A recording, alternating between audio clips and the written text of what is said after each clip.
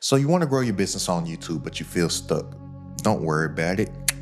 I got you. That's what I'm here for. And this will be the only video that you need to watch to learn how to get it done, because I'm not just going to show you how to grow in the audience. I'm going to show you how to build the right type of audience to where you can build a business around your lifestyle. And the pretty cool thing is that you don't need to have a big audience in order to have a big business.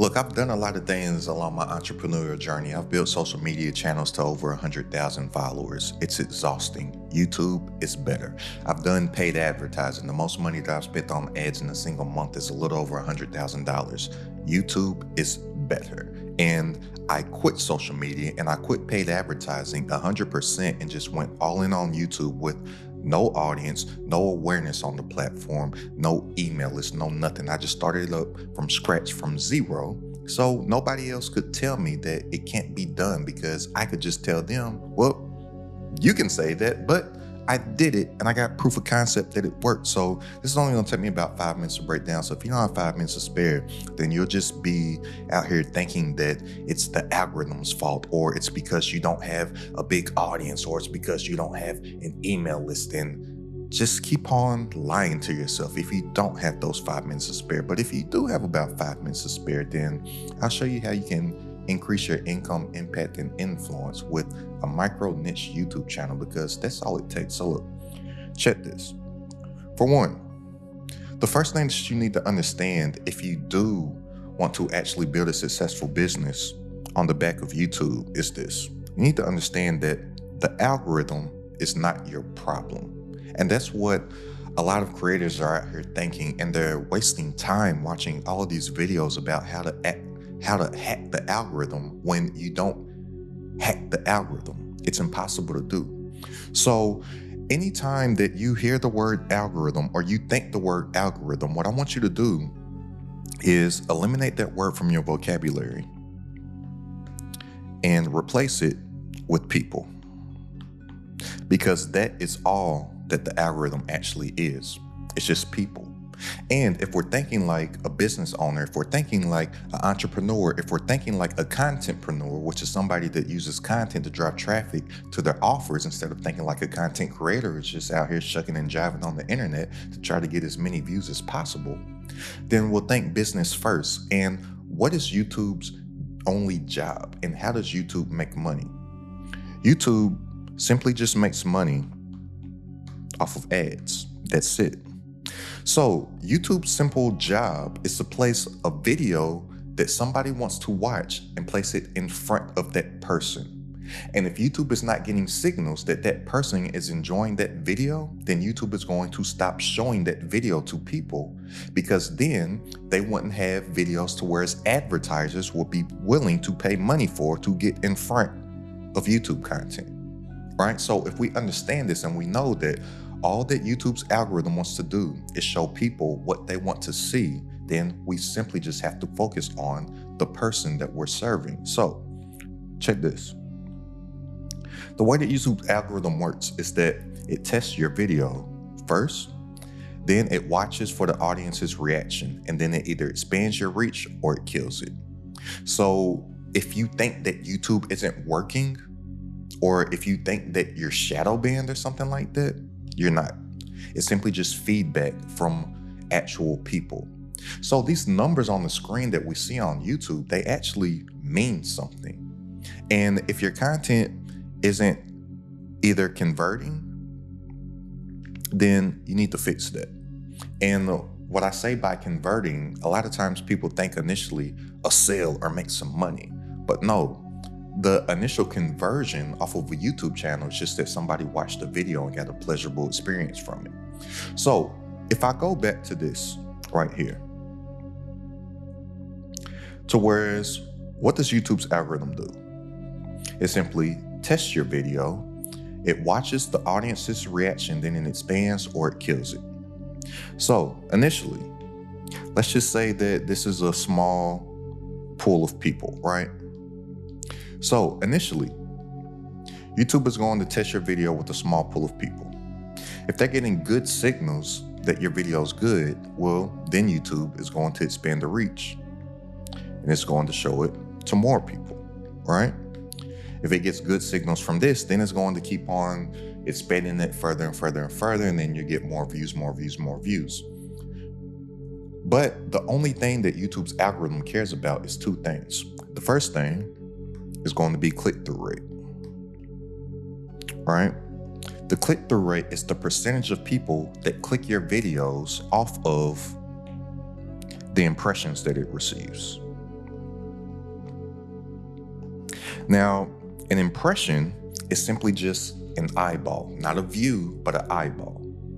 So anytime that you upload a video, and I hate when people say that YouTube doesn't work, because it's impossible for YouTube not to work.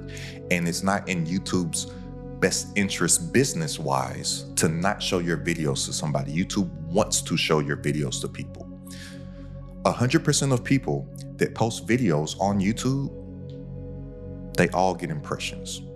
Where most people fail is that nobody is clicking on their videos, therefore they have a low click-through rate. So again, your click-through rate is simply just the percentage of people that click from your impressions. And I'll say a good solid baseline click-through rate to shoot for initially is a 5% click-through rate.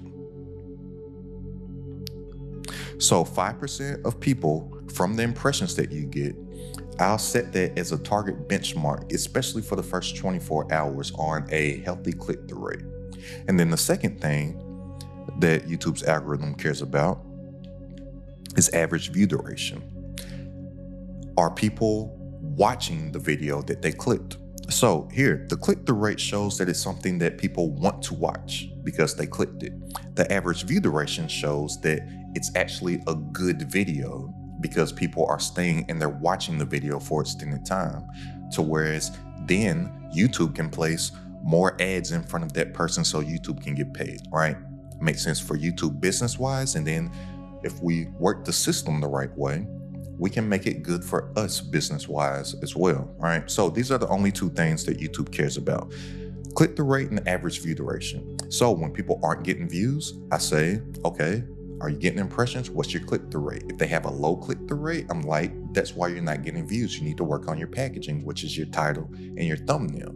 If they have a decent to high click-through rate, then I say, well, you probably have a low average view duration, which means that people actually want to hear what you have to say, but you're not delivering it to them quickly and they're clicking off of it because like, oh, they're not delivering on the promise that the packaging gave within the click, all right?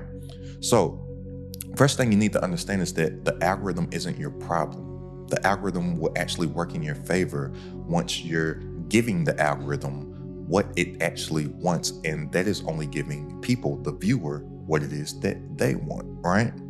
So a way that you can actually stick out among all this sea of competition in the YouTube world is focusing on not being replaceable.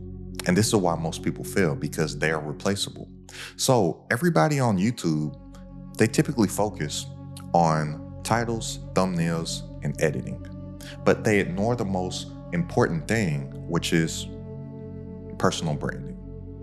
So think about this for a second. There's 4 levels of entrepreneurship, and most people are so focused on levels 2. I almost gave you the middle finger. Sorry about that. But so many people are focused on levels 2, 3, and 4 instead of the first level, which is the foundation of everything that you want to do, which is branding. So look, it's 4 levels of entrepreneurship. I came up with this one day. I was binge watching Avatar: The Last Airbender. If you're familiar with the Avatar, he had to master the 4 elements of Earth, which are water, earth, air, and fire, in order to become like the ultimate defender of the realm and save the world and stuff. Well, if we want to become a successful entrepreneur, there's 4 levels that we have to master, which are branding, marketing, sales, and delegation. Branding, marketing, sales, and delegation. But here, the foundation of everything is the brand. So if you have a solid brand, well, then you market to people that you brand to, you sell to the people that you market to, and then once you have some money coming in, you can delegate tasks and whatnot. But I said so many people are focused on 2, 3, and 4 right here because they're trying to market and they're trying to get sales and they're trying to delegate stuff like an editor or a thumbnail designer or somebody to build a funnel for them or a virtual assistant in the Philippines to help them with all these tasks and whatnot when they don't have any real tasks to delegate and whatnot. So whereas if they just put all their focus right here on the brand, then all of this stuff, the marketing and the sales, it pretty much takes care of itself. And that's why I love YouTube so much, because I don't try to sell anything to anybody. I just build the brand of Aston CEO, and then the marketing and the sales takes care of itself. So many people, they're failing because they're replaceable. And they're thinking about all these other things instead of thinking about the foundation and thinking about building a solid personal brand. And you don't need to build the biggest personal brand. You just need to have a micro niche personal brand and brand yourself around somebody that has a solution to a particular problem in the marketplace. That's it. But so many people are out here trying to copy and emulate other people, but when you look like everyone else, you get ignored. So you simply just need a clear message and a clear belief system. And this is what you need to understand about people on YouTube. People do not subscribe to content. They subscribe to identity. We're in the trust economy right now. And there's a rule in investing that money's made when there's blood in the streets, right? A lot of the people that really get rich in the market, stock market, real estate markets, whatever markets, they typically make their money in recessions. That's why there's this saying that people get rich when there's blood in the streets. Well, I'm telling you right now, we're in the trust economy and people buy things from people that they know, like, and trust.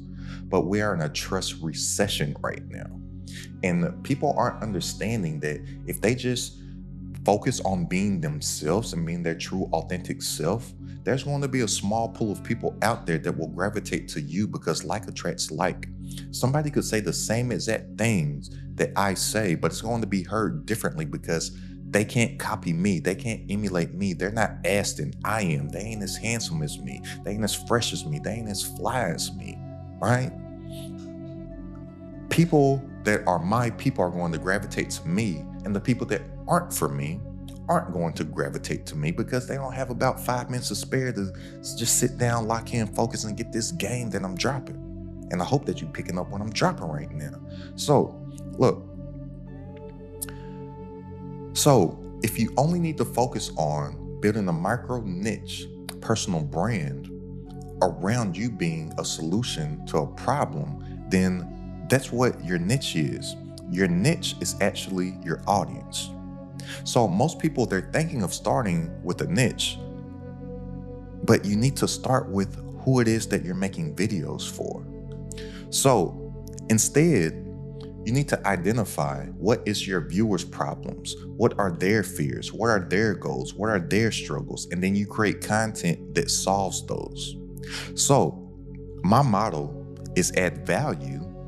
That builds trust, and then that will start to build your audience.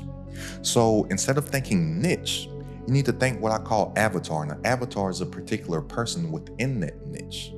And then you solely obsess on adding value, helping that person, and coming up with actual solutions to their problems. And you'll be shocked to find out how many more people fit your avatar's profile once you're locked in on an actual individual. And that's the number one reason why most people can't start to gain any momentum on YouTube, is because YouTube's algorithm doesn't know who to place your content in front of.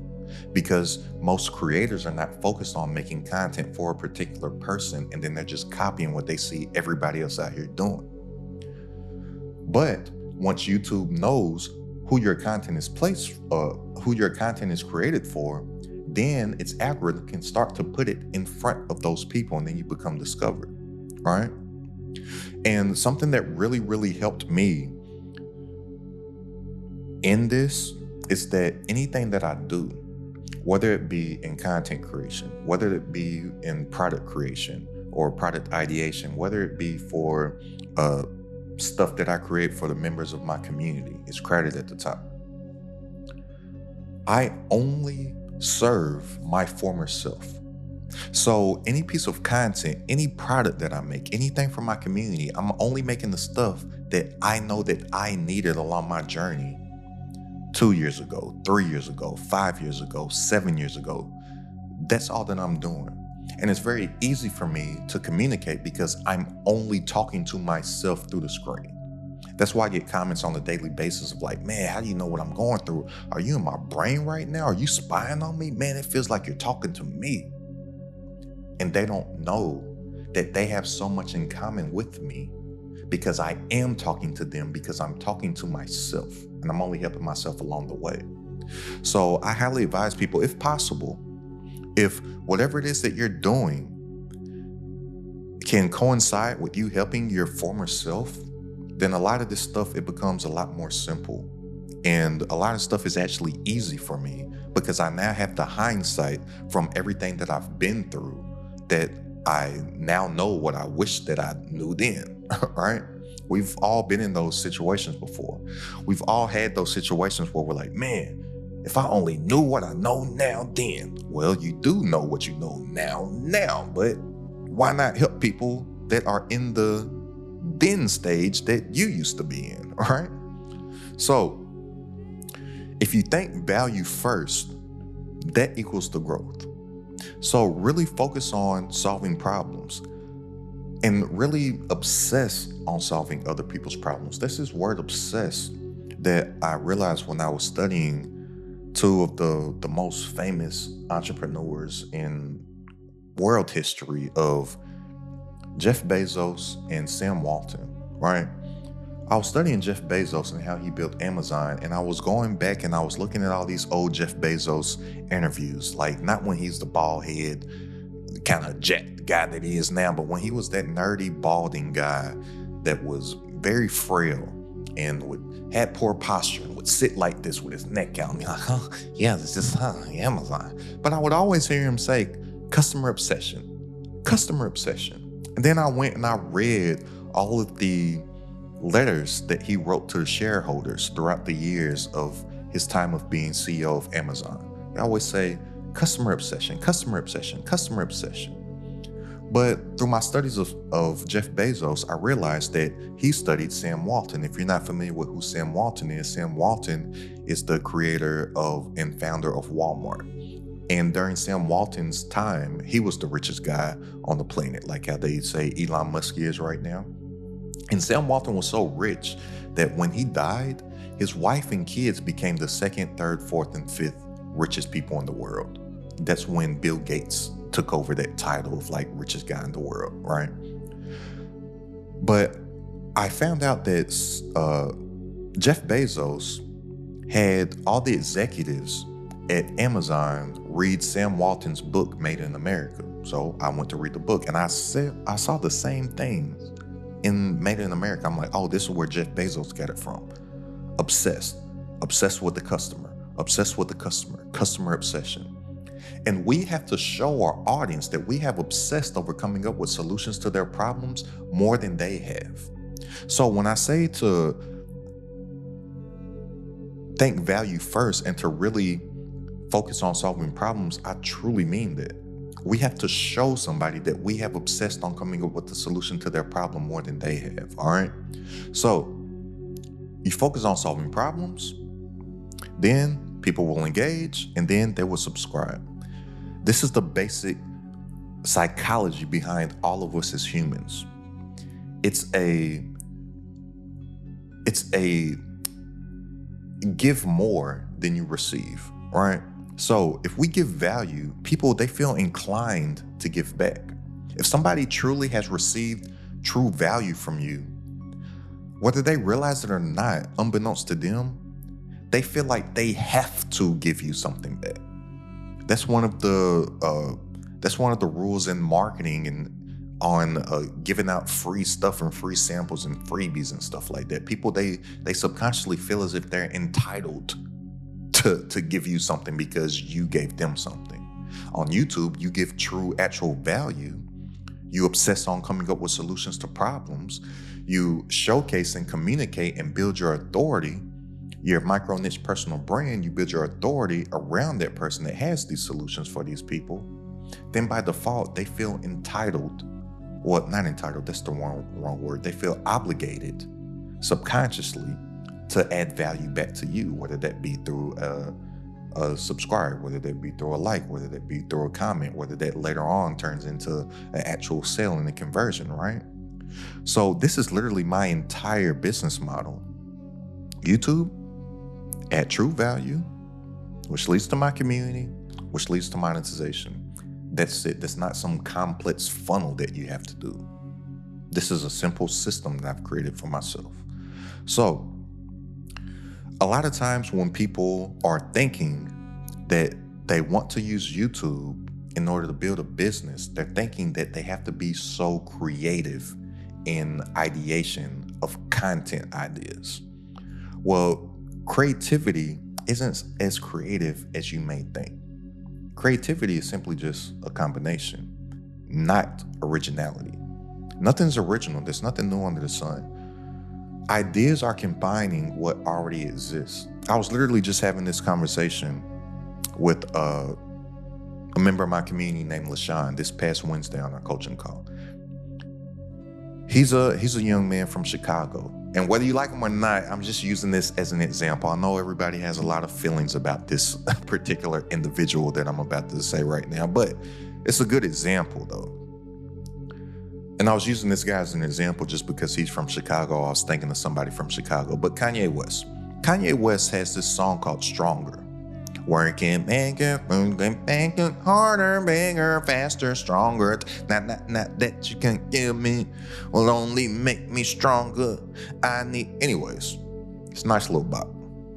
I miss the old Kanye. But Kanye got that entire concept from a group called Daft Punk. Daft Punk actually has a song called, I think it's called Better, Faster, Harder, Stronger or something like that. But Kanye basically just took that whole idea, even the words to the cadence, to the beat and whatnot, and then he paid homage to them in the video because Daft Punk is in the video, right? And Kanye's song Stronger is way bigger than Daft Punk's song. And even if you just go and look up both the songs on YouTube, Kanye's has way more views than Daft Punk's, right?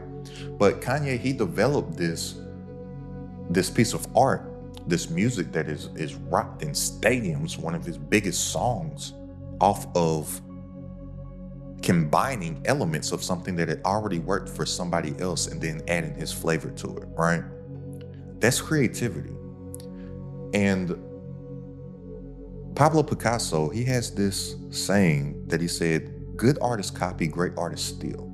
And there's a book out there where somebody stole that quote from Pablo Picasso, and it's called Steal Like an Artist, right? But the reason why I say this is that a lot of people, they would actually add on their creativity if they actually studied their niche and started to combine angles and seeing what is working for other people, and then mixing in some of those ideas with your own, and don't wait to be unique. And typically what worked for somebody is going to work for you as well, whether it be something inside of your niche or outside of your niche. And another way that you could cut through is to grab some inspiration from something that is working outside of your niche and bring it into your niche. So it's completely new, it's completely fresh. And then when you're doing this, you'll start to see patterns of things that are working. And now your unique ideas, you're thinking from them from a different perspective, because instead of just starting from a blank slate, you'll have all this past work to where you're like, okay, that worked, that worked, that worked. So now I can piece this with that and that.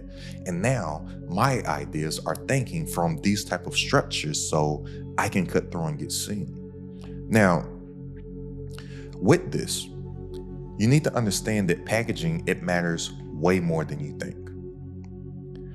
The 80-20 on YouTube, if you're not familiar with the 80-20 rule or the Pareto principle, you get 80% of your results from 20% of your efforts.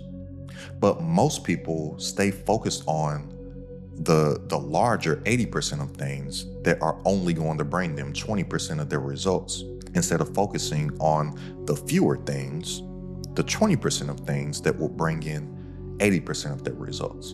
And on YouTube, that is the packaging. That is your title and your thumbnail. That's the most important, because it doesn't matter what you say. It doesn't matter the value that you give.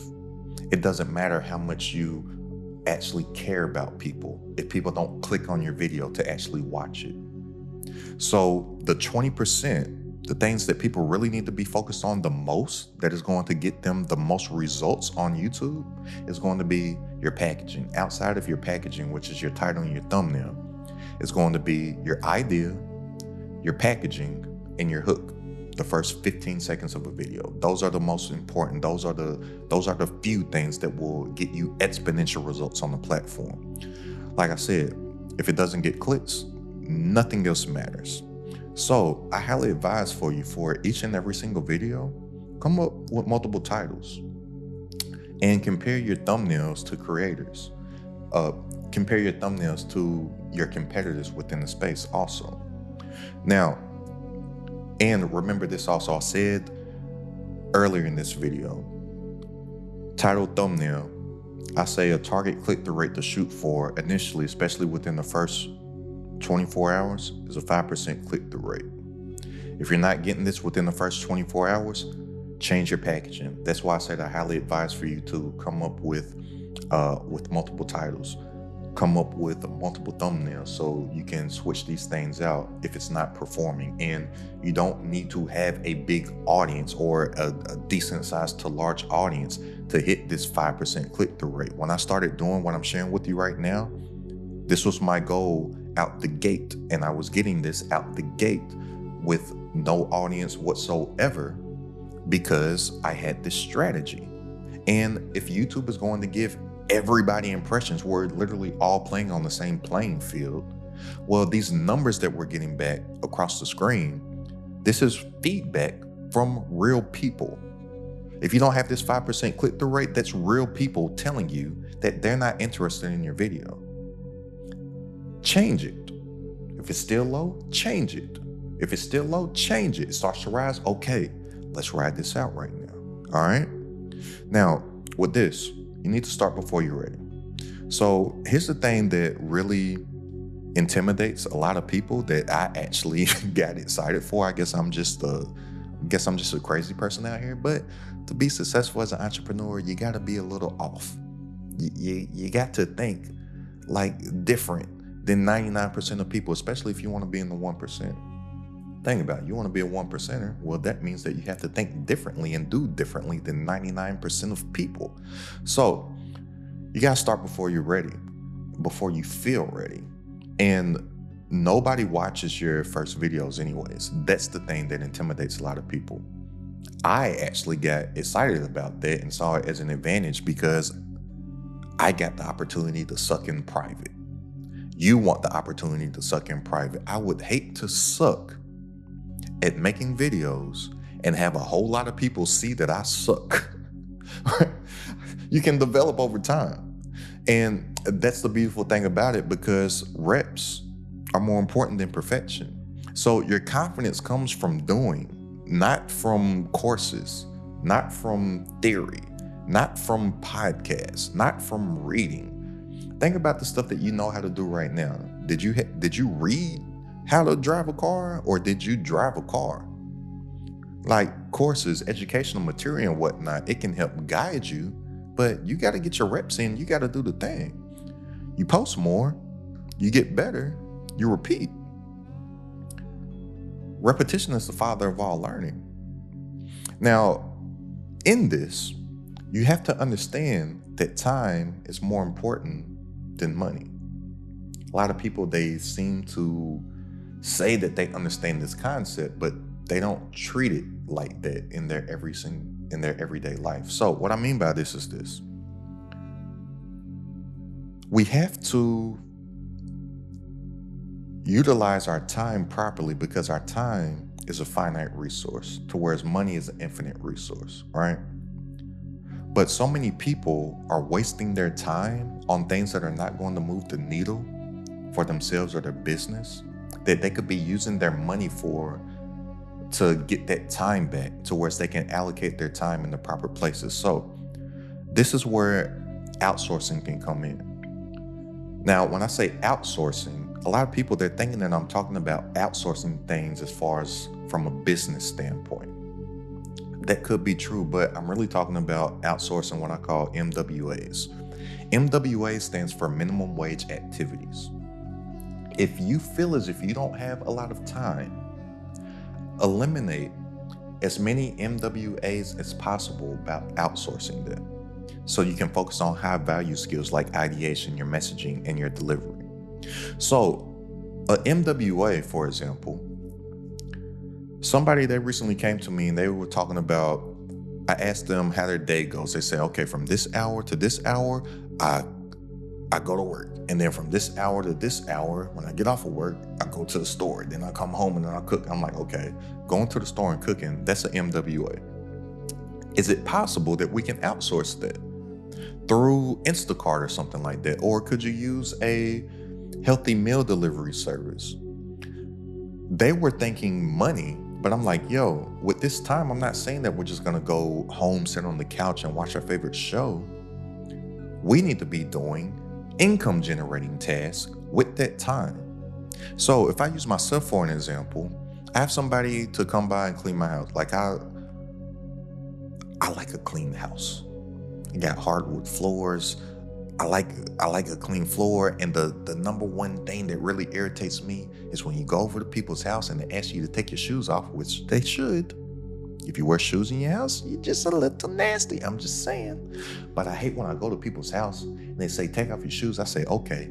And then my socks end up getting seasoned.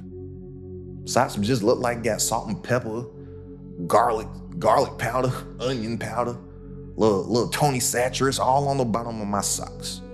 And I don't like that. And if you know anything about me, I have white socks. Actually, I don't know if you can see how white. See that? See how white my socks are? Just gets on my nerves. I'm like, why don't you sweep and mop your floors, or at least give some people some feet covers or slippers or something? Got me over here look like you've been seasoning chicken on the floors all day. But right, that's something that I outsource.